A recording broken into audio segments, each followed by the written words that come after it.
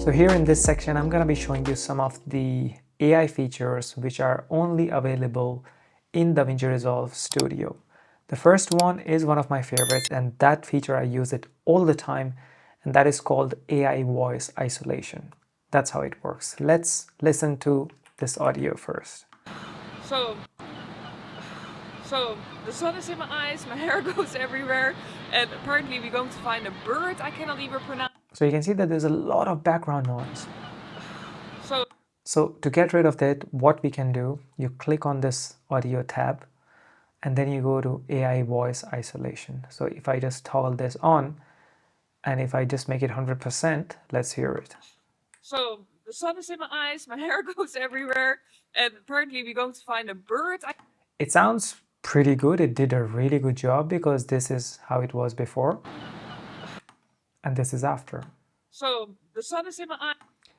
What you can do, because I also feel that it sounds a bit more robotic and it sounds a bit more fake, because I also want the audience to hear the surrounding, the ambience. So what I usually do is that I put it about 20 to 30%. Sometimes I even do just 10%. And then let's hear it again. So the sun is in my eyes, my hair goes everywhere.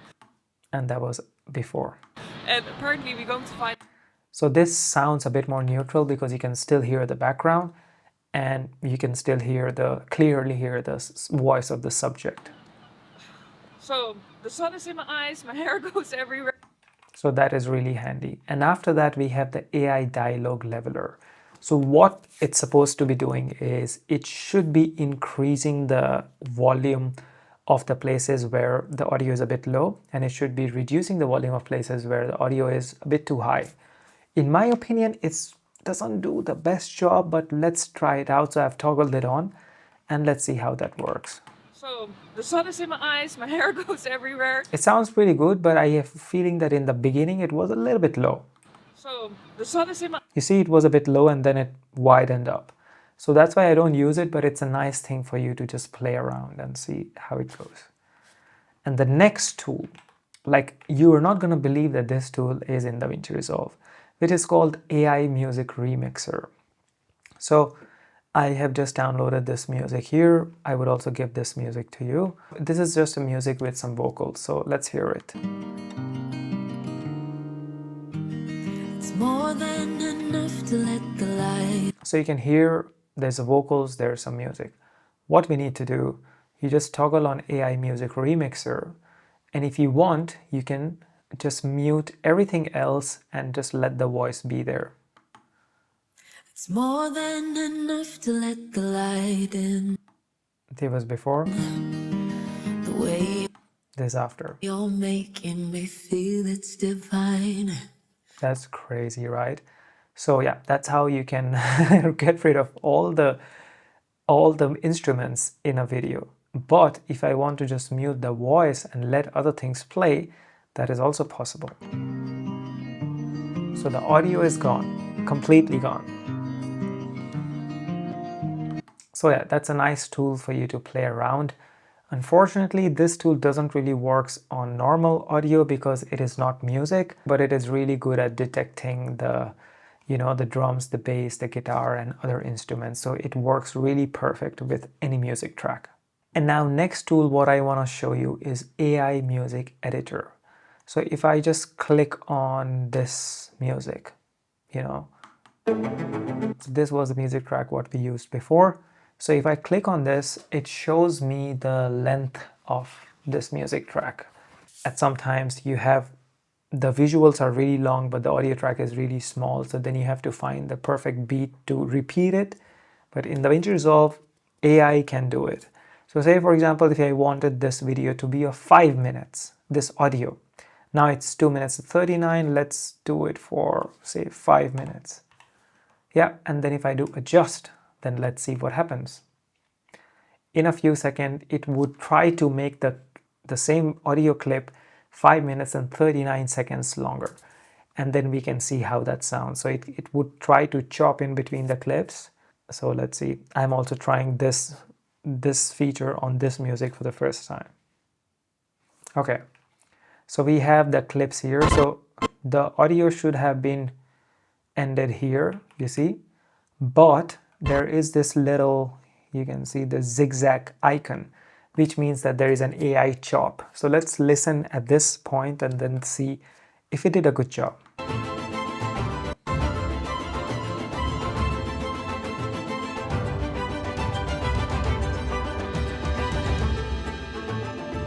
It sounds like it just keeps going.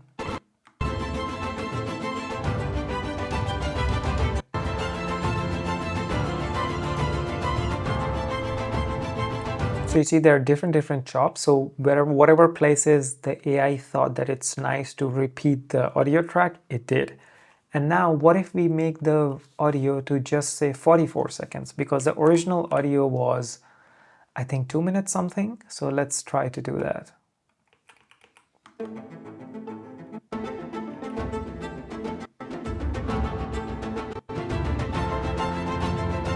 What if we do 20 seconds and then we can see what happens? Because 20 seconds, if you want to edit a reel, that's perfect, right? Here is a bit abrupt. Here.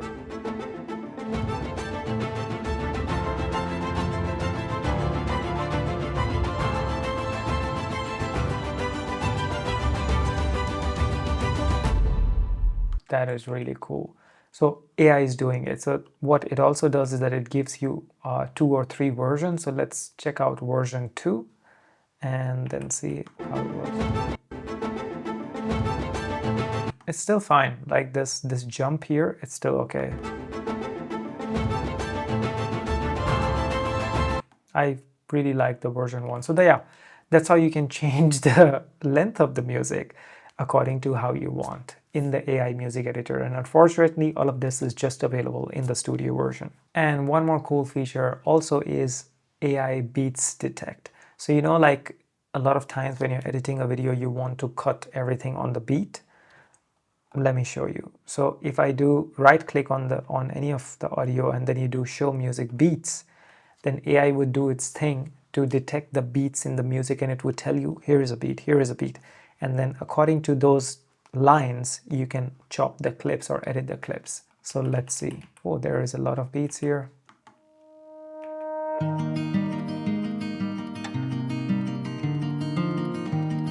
You see, so it is putting on every beat, but if you want, you can also choose on that I want to put the clips on every 4th beat. And it's also really easy to put the music here. And if I want this clip to be here, it's really easy to just hover around, because the software, it would try to stop at every beat, but you can kind of keep dragging it. So that is really nice, because if there was no beats detection, then I wouldn't know where to put this clip on. You can see, like, I don't know where are the beats. So instead of listening and going back and forth, you know exactly where the beat is. And that is just by right clicking and show music beat. And it's really cool. The next feature is, I think it's also really cool. All the features are really cool, but this one is really cool. So what you can do now. My hair goes everywhere, and apparently we go. So you can see the voice. That is the voice of my wife. Here what you can do is that you can actually train DaVinci Resolve to sort of learn someone's voice. So say, for example, if I just click on this clip, then I can already see in the system, in the file library, that where this clip is, right here. What do we need to do? You go right click on the clip, and then you go to AI tools. And then here, what you can do, DaVinci AI voice training. So now we are training DaVinci to learn the voice of Mira, my wife. And if I just click on that, then it's going to ask you for some permission. If you go accept it, then you can do a new voice name. Let's do test. Okay, test 1. And training accuracy, we do better. And what happens is that now once we do this, then DaVinci would do its job in the background to put this voice readily available for us in a few minutes. So let's do start. And it would do its job in the background. It is in process and has been launched in the background. So you can see here, if you go OK. So now what we can do, we can go to the Fairlight tab. So you just click on this audio and we go to Fairlight here. And now here you can actually convert the voice. So we go to right click, go to AI tools, and then voice convert. And then you can choose either render in place or make a new track. We'll just do render in place. And DaVinci already has, you know, female, US, female, this male.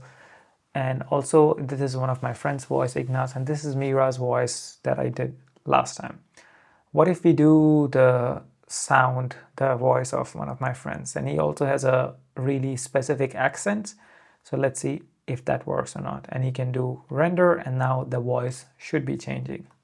So we are doing this in Fairlight tab, not in the edit page, and we can go back in the edit page. So the sun is in my eyes, my hair goes everywhere, and probably we don't find a bird I cannot even pronounce, but Cecil, let's go. That's crazy, right? This was before. So the sun is in my eye. And this is after. So the sun is in... So that's how you can train voices in DaVinci Resolve and just put any voice you want on anyone's video. And I think it's quite funny. So those were some of the audio features in DaVinci Resolve. And of course, there are a lot of video features as well in the studio version. A lot of them are with effects, because a lot of times if you are a non-studio version, if you hover to any of the effects, a lot of them are not available. But all these effects, whatever you see, they're all available to you in DaVinci Resolve.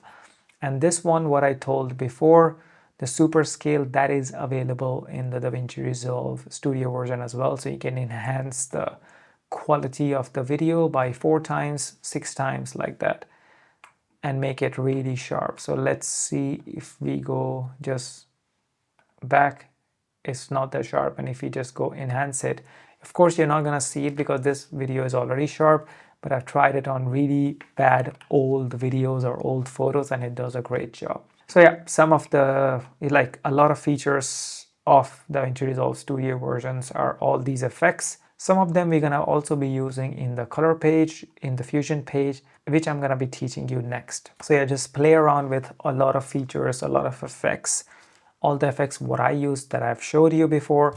So that was everything what you can find in the studio version in DaVinci Resolve, except for the subtitle panel, which I'm gonna show you in the next chapter. So let's go.